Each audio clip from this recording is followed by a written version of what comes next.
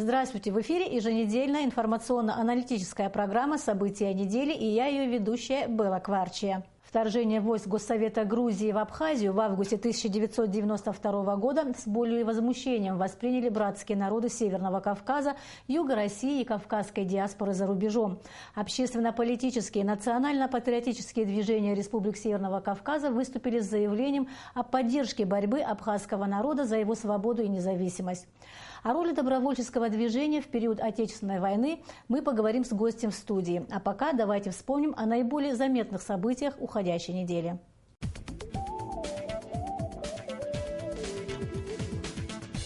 10 августа президент Рауль Хаджимба представил коллективу Верховного суда нового председателя Зураба Агума, избранного на заседании сессии парламента Абхазии.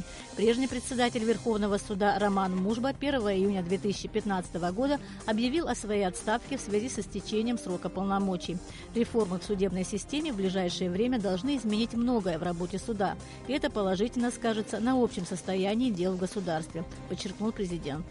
11 августа Рауль Хаджимба провел совещание по вопросам налогообложения, планирования бюджета и текущей ситуации в районах республики. Абхазия живет на собственные средства и в целом справляется со своими проблемами, сказал глава государства. Все обязательства, которые взяло на себя руководство страны, выполняются. Районные бюджеты, несмотря на отсутствие обещанной российской финансовой помощи, справляются с выплатами заработной платы, пенсий и пособий.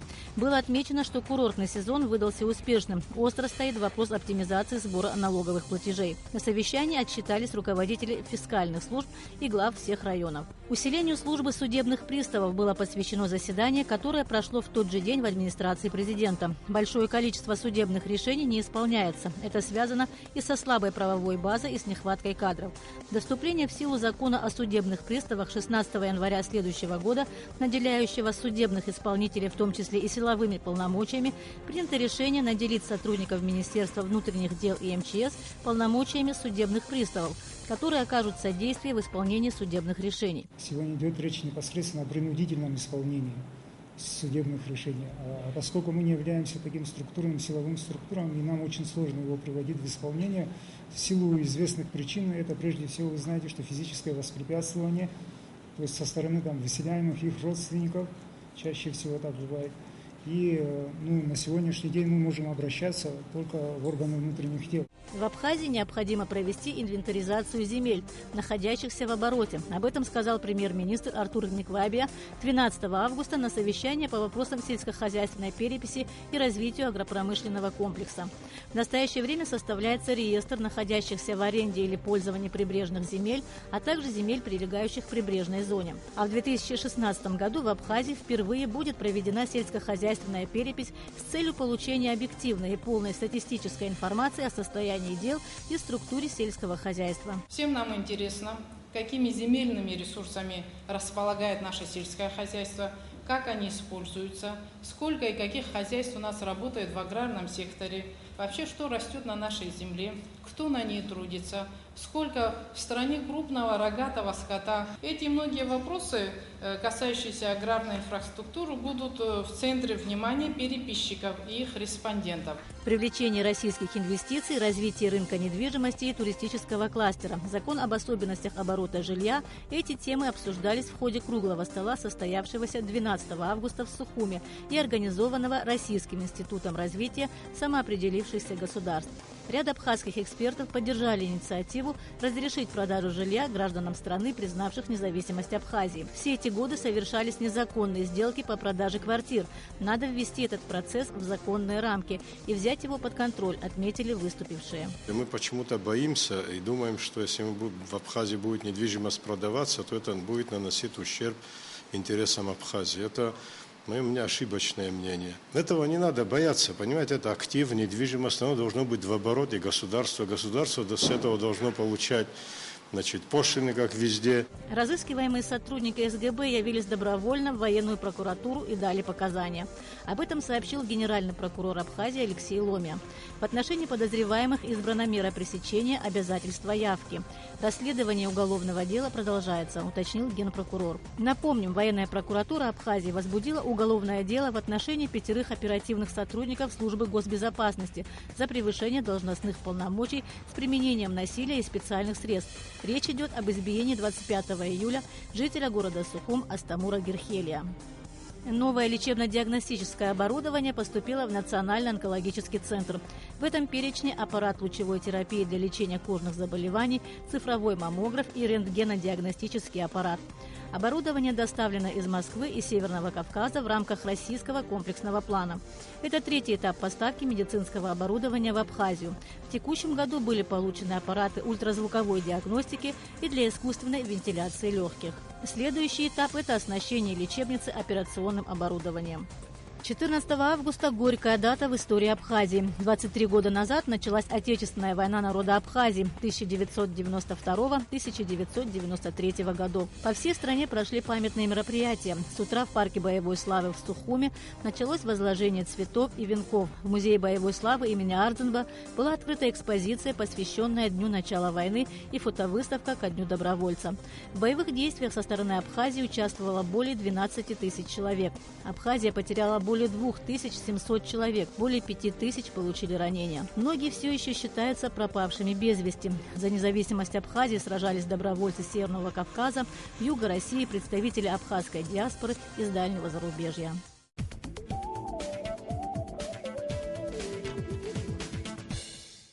Это были основные новости недели, а сейчас вернемся к главной теме нашей программы – роли добровольческого движения в период Отечественной войны народа Абхазии. Своими воспоминаниями с нами поделится герой Абхазии, министр обороны республики в 1992-1993 годах Владимир Аршба. Здравствуйте, Владимир Георгиевич. Добрый день. Как вы считаете, что послужило толчком для такого массового добровольческого движения? Что побудило людей встать на защиту Абхазии? Какова была атмосфера в те дни? Вот что вам вспоминается? С одной стороны, довольно сложно об этом говорить и вспоминать. Много времени прошло. С другой стороны, есть такая поговорка: задним умом мы все как бы очень умные, задним днем. Но первое, вот то, что вы говорите, массовый приход на нашу сторону добровольцев, не только Северного Кавказа, родственных нам народностей, но и со всего бывшего Советского Союза.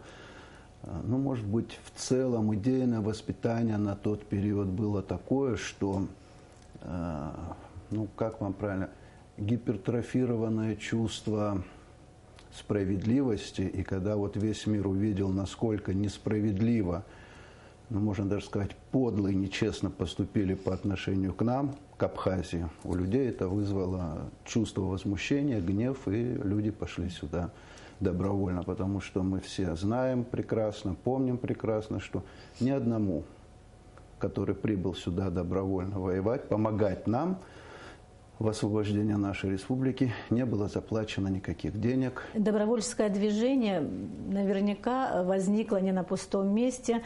Шла активная работа руководства страны по укреплению связей с народами Северного Кавказа, с братскими народами. Более 2000 добровольцев участвовало в войне Абхазии, 51 человек из них стал героем Абхазии. Владимир Георгиевич, как вы думаете, что являлось мотивирующим фактором для них? Что их заставило прийти в этот момент в Абхазию? На тот период я был командиром батальона, и в основном вся моя деятельность и вся жизнь на тот период была направлена на подготовку личного состава, потому что мы все знали, что будет война.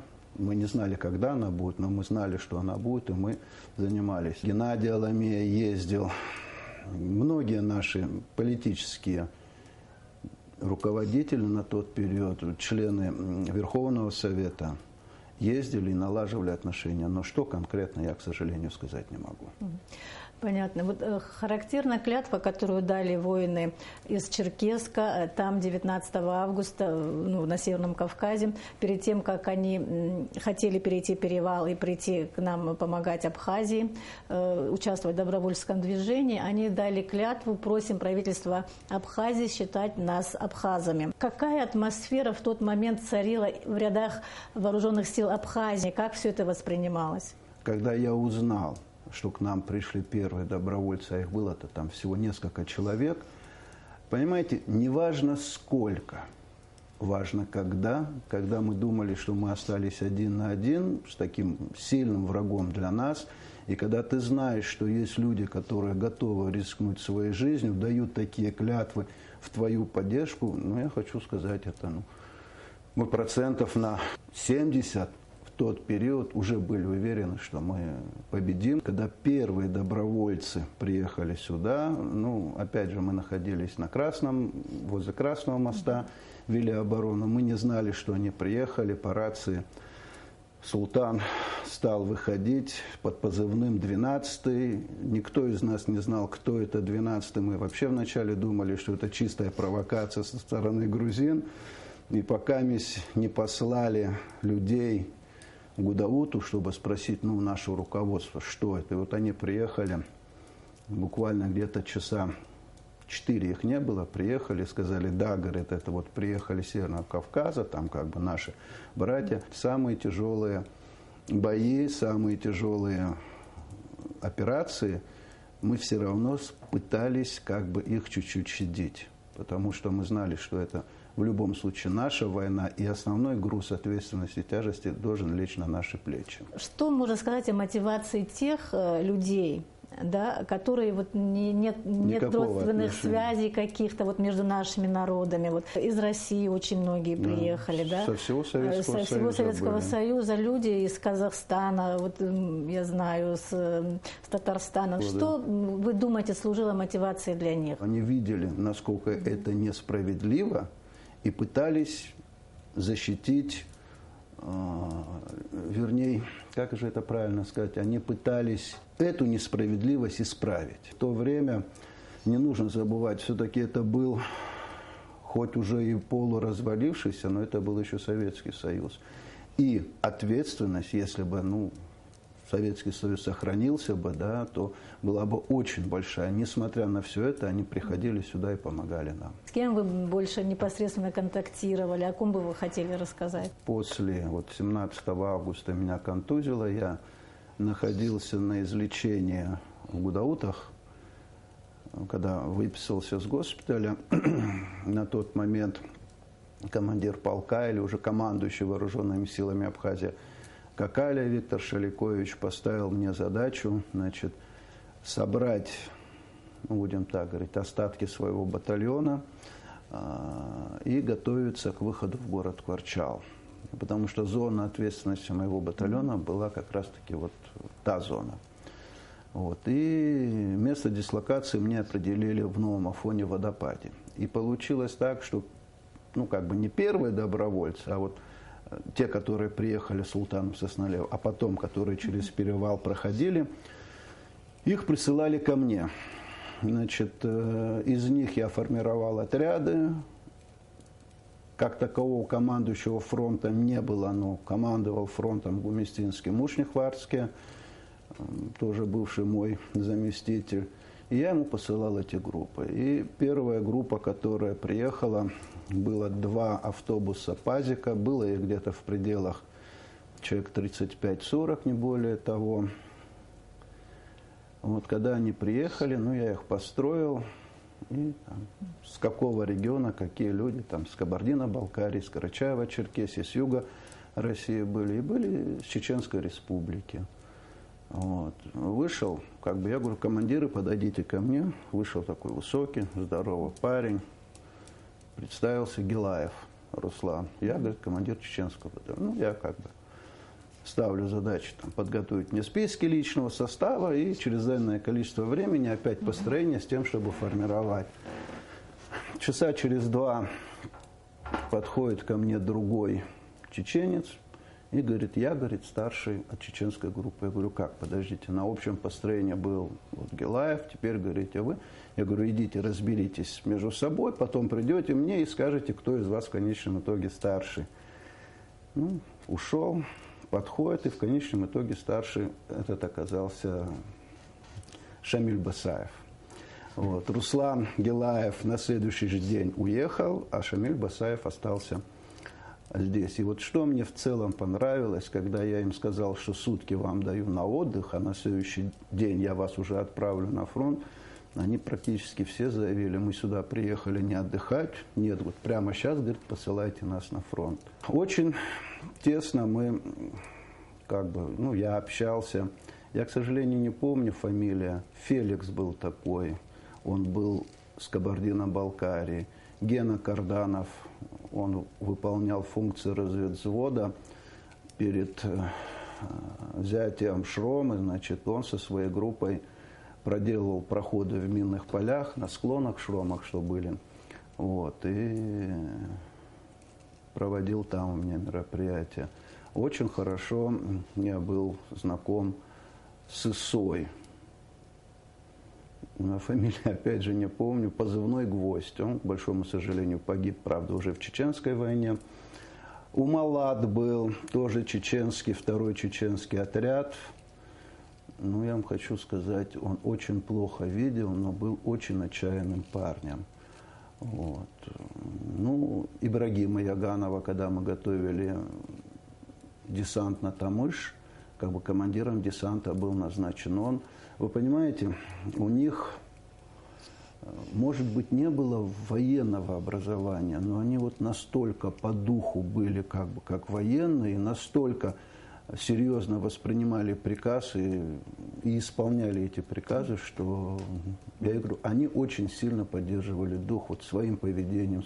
Может быть, знаете как, здесь, может быть, еще сказывается своей небоязнью к смерти. Ну, может быть, это на роду у них или как, вот так вот. Было такое у вас неформальное общение с добровольцами? Или вот вы как командир постоянно на таком уровне шло общение? Вы знаете, в основной массе так. Но вот с теми, кем я вот назвал, мы постоянно как бы общались уже непосредственно в штабе. После августовской войны уже 2008 года Грузия активизировала попытки как бы разделить наши народы. Она признала геноцид черкесского народа, ну, чтобы вбить клин. И какие-то результаты у нее были. Вот, скажите, пожалуйста, что нужно сделать для того, чтобы, ну, даже в соцсетях были какие-то вот нелицеприятные дискуссии, что нужно сделать, чтобы впредь избегать таких как бы сценариев взаимоотношений с Северным Кавказом? Вот как вы думаете? Самое главное – не терять своего лица, не идти против того, что тебе говорит сердце и душа. Эти люди пришли к нам сердцем, и мы должны тоже сердцем к ним относиться. А то, что Грузия будет пытаться это делать, и делает это она не сама по себе, это делается с указки той же Америки. Я одно время встречался с бригадным генералом Иран, ну и как бы мы с ним беседовали в такой приватной беседе. Я говорю, ну вот как раз был период, когда вот Ира затихала, сейчас ее вообще не слышно. Это было на границе Северной и Южной Ирландии. Ну, когда начали разговаривать, он говорит, ну а что, говорит, нам делать? Говорит, если раньше, говорит, англичане душили, убивали наше население, сейчас они пошли по пути такому. Они дают беспроцентный лимит ирландцам, дают им скот, выделяют земельные участки, и когда ировец заходит туда, тот уже... Знаете как, ему есть что терять, и он уже не дает поддержку этим. И тихо-тихо они, говорит, просто наших людей перекупили. Вы понимаете, в чем дело? И Ира, оно само по себе распалось. Если мы не будем принимать никаких мер, если мы не будем вспоминать наши исторические корни, это, к большому сожалению, нас разобщит с нашими, ну, опять же, та же Карачаево-Черкесия, Кабардино-Балкария, Адыгея, это родственные нам народы, и связь поддерживать в любом случае нужно. Был у нас в стране такой период охлаждения, общения между народами Северного Кавказа, да? Это было даже буквально года 3 назад, и побольше даже. Вот, скажите, пожалуйста, почему, на ваш взгляд, это произошло, хотя в тот же период официально был учрежден вот этот праздник, День добровольца? Этот день, мне кажется, так, был создан для того, чтобы, ну, вот как-то подсластить ту пилюлю горькую, которую давали. Вы понимаете, как? Ведь по большому счету людей разобщить нельзя. Если люди хорошо общались. Но вот когда наверху начинают мыслить неправильно, Вот это, к сожалению, к этому приходится. Естественно, у человека первая реакция, она будет какая-то, вот не хотят, ну и пошли они, вот нет. Но когда он посидит, подумает, он поймет, что это делалось с умыслом и делается с умыслом. Понимаете, чтобы нас... Опять же, есть очень хорошая такая поговорка, это не я придумал, это весь мир об этом говорит, разделяй и властвуй. Чем больше нас подробят, тем легче будет нами управлять. Ведь давайте не будем забывать всю историю не только Абхазии, вот Закавказья, Кавказа. Ведь народ сплачивался только тогда, когда было очень тяжело, когда народ стоял на грани истребления. А как только наступала мирная жизнь, начинались междоусобицы. Вот самое главное, чтобы мы к этому не скатились на сегодняшний момент. Были предпосылки, и сейчас еще, может быть, они остаются, но мы должны через это пройти и пройти с гордо поднятой головой. Сплочение нужно не только во время войны, когда тебе плохо, но когда тебе хорошо, тоже нужно сплачивать людей. Если Абхазия вновь будет нуждаться в защите, в том, чтобы за спиной ее стояли братские народы, будет ли такой же резонанс, будет ли такое же отношение к проблемам Абхазии? Я уверен, что будет, именно на сегодняшний момент. Я не знаю, как будет политика складываться в дальнейшем, но на сегодняшний момент будет. Я вам хочу сказать другое. Мы почему-то уже пришли к твердому убеждению, что войны у нас больше не будет. Дай Бог, чтобы так оно и было. Но, знаете, опять же поговорка «хочешь мира, готовься к войне». В любом случае мы должны быть готовы и в любом случае рассчитывать на наших ближайших соседей. Вернее, мы можем только на них и рассчитывать, на наших ближайших соседей, на наших какие-то родственные связи, на нашу диаспору. За рубежом чувство братства, единения, оно все равно будет присутствовать. Спасибо, Владимир Георгиевич, за интересную беседу. Спасибо за вашу точку зрения, что пришли на нашу программу. Ради Бога. Вам удачи. Спасибо. Уважаемые телезрители, а я напоминаю, в студии был герой Абхазии Владимир Аршба. Мы продолжаем выпуск. В городе Герой Гудауте, перед зданием, в котором во время войны находился штаб Конфедерации горских народов Кавказа, состоялось возложение цветов и венков к памятнику добровольцев.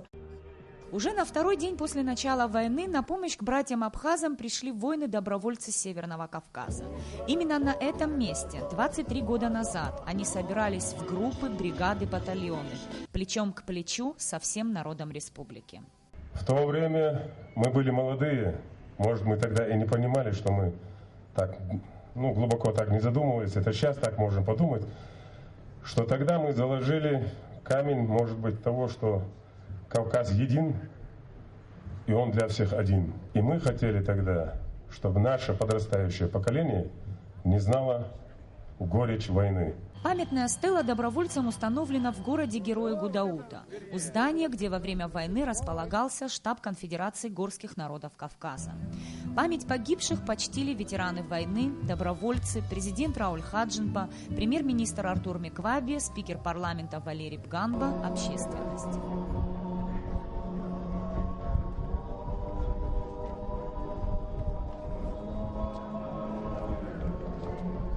Выступившие на митинге отмечали важную роль добровольческого движения в Отечественной войне народа Абхазии и особенно говорили о роли Конфедерации горских народов Кавказа.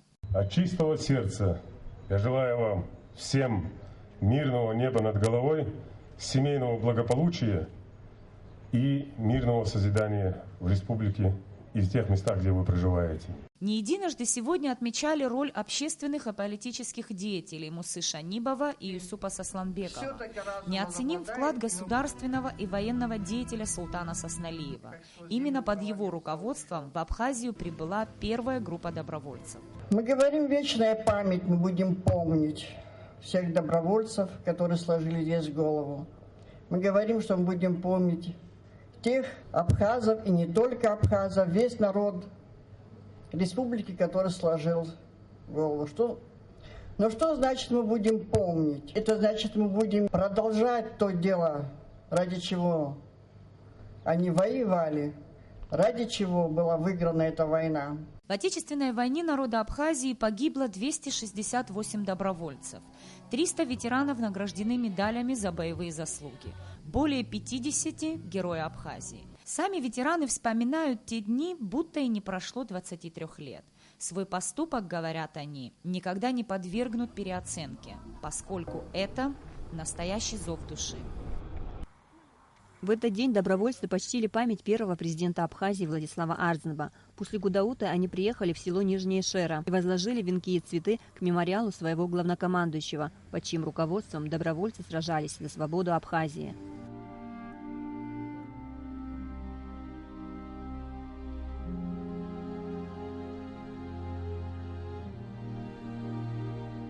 Владислав Григорьевич был как старший брат нам. Когда мы приезжали там по каким-то вопросам, он постоянно нас принимал. Его очень не хватает в этой республике. Добровольцы с Кабарды, я могу сказать с уверенностью, что очень скорбят по нему. Приехал в октябре 92-го, сразу после Гагринской операции. Я был с Геной Кардановым в группе. Начинали в Шерах, потом мы улетели в Кварчал. Сюда же вместе с добровольцами приехали президент Абхазии Рауль Хаджимба и члены правительства.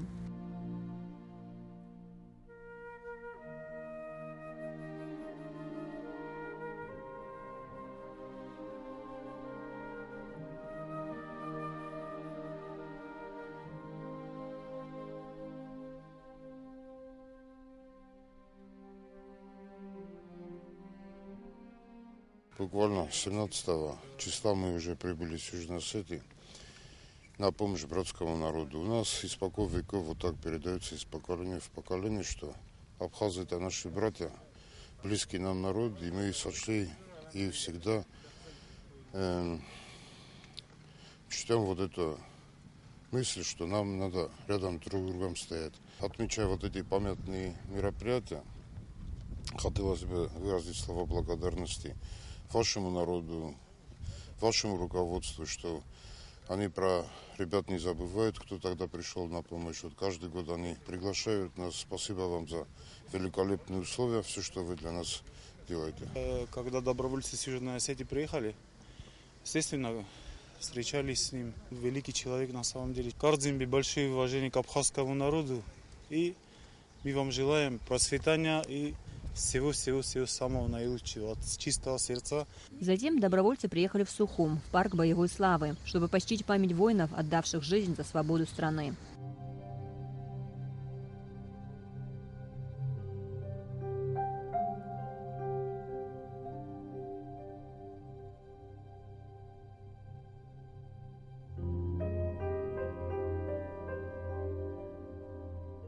На их местах могли оказаться и мы, поэтому это святое место, поэтому мы не могли сюда не прийти. Тем более мы сейчас недавно только приехали от Владислава Арзенба.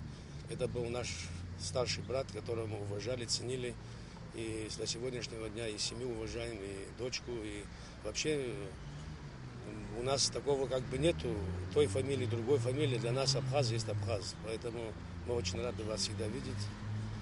И когда вам хорошо, нам еще лучше. Мы приехали 8 человек на автомашине «Волга».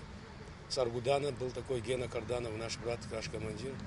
С ними 8 человек сели, приехали сюда помочь нашему братскому народу. Уехали четверых оставили здесь. Добровольцы также посетили музей боевой славы, где посмотрели экспозицию, посвященную Дню начала войны, и фотовыставку, подготовленную ко Дню добровольца. Амра Амичба, Джустан Амичба, Абхазское телевидение. Мероприятия, посвященные Дню добровольца, завершились праздничным концертом в Абхазгосфилармонии. На него были приглашены ветераны-добровольцы, вставшие на защиту Абхазии в тяжелые для нее дни. С приветственным словом перед добровольцами выступили представители руководства страны. На праздничном мероприятии побывали наши корреспонденты. Добровольцы на самом деле сыграли выдающуюся роль в сплочении абхазского народа, в сплочении вообще всех демократических сил, включающих в себя юг России, включающих в себя Северный Кавказ, наши братья. На самом деле они включились в борьбу против того времени разнузданного шовинизма со стороны грузинских официальных лиц, которые направили сюда войска Госсовета. Я хронику просто вспоминаю. Прежде всего я хотел сказать, что многие из них сложили головы. Памятник, конечно, у народа Абхазии всегда будет оставаться, и уважительное отношение к тому ратному труду, который они совершили, всегда останется в памяти нашей страны, потому что они свой подвиг вписали золотыми буквами в историю нашей республики. Тем самым показали, что никакие силы не могут просто так на Кавказ прийти и мешать развитию различных народов, живущих в этом регионе. И я, пользуясь случаем, хочу от имени абхазского народа поблагодарить всех тех, кто прибыл по зову сердца, и еще раз вспомнить о тех, кто сложил голову. Хочу поблагодарить тех, кто сегодня приехал на этот праздник. Это государственный праздник, который мы отмечаем третий раз, и правильно было принято решение о том, что этот праздник у нас будет. Думаю, что это и будет еще и играть положительную воспитательную роль для наших детей и наших потомков. Еще раз большое им спасибо. Спасибо матерям поклониться, сыновья, которых сложили здесь свои головы. В этот день все самые теплые и искренние слова тем, кто принес нашему народу победу. Слова благодарности за то, что добровольцы поддержали, не бросили в беде малочисленный абхазский народ, впервые прозвучали 23 года назад из уст первого президента Владислава Ардзинба. Добровольцы, сыны Кавказа, юга России и всей России. В первые же дни войны, когда возникла угроза самому существованию абхазского народа и всего народа Абхазии, несмотря на препятствия, преодолевая суровые перевалы, через границы вы пришли сюда, чтобы вместе с нами защищать честь и независимость маленькой Абхазии. Вы пришли сюда потому, что в наших жилах течет одна кровь. Вы пришли сюда потому, что не могли спокойно смотреть на то, как убивают женщин, стариков и детей. Вы пришли сюда потому, что здесь, в Абхазии, сильный и вооруженный до зубов пытался навязать свою волю слабому и безоружному. Целых 12 месяцев, целую вечность длилась эта война. Десятки сынов народов Кавказа, юга России, сотни сынов народов Абхазии сложили свои головы здесь. Их имена, я уверен, будут навечно вписаны в историю Абхазии, в историю Кавказа. В этих словах мощь и сила всех народов Кавказа. И они звучат не только в этот праздничный день. В каждой абхазской семье рассказывают истории о героизме и храбрости добровольцев, которые, не мешкая ни минуты, пришли на помощь братьям-абхазам. В первые же дни войны, в определяющий для истории нашего народа момент, наши братья с Северного Кавказа, перейдя через перевалы, стали рядом с нами. Трудно передать чувства, которые мы испытали, когда уже на следующий день, после начала войны, 15 августа 1992 года, первый отряд добровольцев, возглавляемый султаном Асламбековичем Сосналиевым, прорвался в Абхазию на помощь к своим братьям. Эти события подняли моральный дух нашего народа, укрепили уверенность в победе. Высокое значение добровольческого движения не раз отмечал в своих выступлениях национальный лидер Абхазии Владислав Ардзинба. В этой священной борьбе мы не могли бы победить без братской помощи народов Северного Кавказа, говорил он. Рядом с нами, плечом к плечу, воевали добровольцы из Кабардино-Балкарии, Карачаево-Черкесии, юга России, из стран дальнего зарубежья, где проживают абхазо-адыгские диаспоры, из Южной Осетии и Приднестровья. Добровольцы руководствовались одной единственной целью – помочь абхазам в их справедливой борьбе за свободу и независимость. В Отечественной войне народа Абхазии 92-93 годов участвовало более 2000 добровольцев, многие из них награждены высокими боевыми наградами. Немало добровольцев погибло за свободу от сна. Мы склоняем голову перед памятью павших и низко кланяемся матерям, вырастившим отважных сыновей. Добровольцы продемонстрировали высочайшие примеры мужества и самоотверженности, готовности в любой момент прийти на помощь ближнему. Наша задача – передать эти ценности будущим поколениям наших народов, воспитать их в духе братства, единства и уважения друг к другу. Благодаря подвигу победителей в Отечественной войне 92-93 годов Республика Абхазия развивается как суверенное и демократическое государство. Сегодня представители добровольческого движения находятся в руководстве страны, занимают ответственные государственные должности, помогают развивать экономику и укреплять безопасность страны. Дорогие братья-добровольцы, мы всегда будем отдавать дань уважению вашему подвигу, ценить и укреплять связи, которые сложились между нами. Желаю вам крепкого здоровья и мирного неба над головой. Спасибо вам за то, что вы есть рядом с нами, за то, что вы были в те годы. Я не сомневаюсь, мы с вами вместе построим нашу страну. В этот праздничный день указом президента Рауля Хаджинба боевыми орденами и медалями Республики Абхазия награждены сотни добровольцев, некоторые посмертно. Песчокова Альберта Сосуковича, Диколенко Сергея Владимировича, Колобекова Арсена Хасановича, Кринина Сергея Николаевича, Нехая Казбека Хазизовича, Тенгизова Бориса Хамидбиевича, Хабав Рустема Алексеевича, Хаткова Алихана Туркубиевича, Шурдумова Бориса Хусейновича. Президент Рауль Хаджинба, Сухум, 14 августа 2015 года. Государственная хоровая капелла, наш любимый ансамбль Апсна-67, ансамбль танца «Кавказ» и многие другие вышли на главную сцену страны, чтобы порадовать добровольцев, приехавших отметить этот день в Абхазии.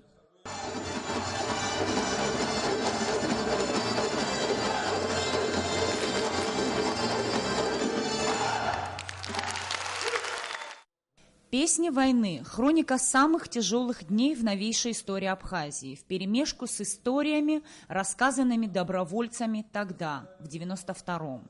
Многих из них нет в живых, они навсегда остались на абхазской земле, ради свободы которой не пожалели самого ценного. Нисфа Аршба Копкущан, Абхазское телевидение. Рауль Хаджинба подписал указы о присвоении боевых наград добровольцам, принимавших участие в Отечественной войне народа Абхазии 1992-1993 годов. За мужество и отвагу, проявленные в Отечественной войне народа Абхазии, 151 доброволец награжден медалью за отвагу, из них 23 посмертно.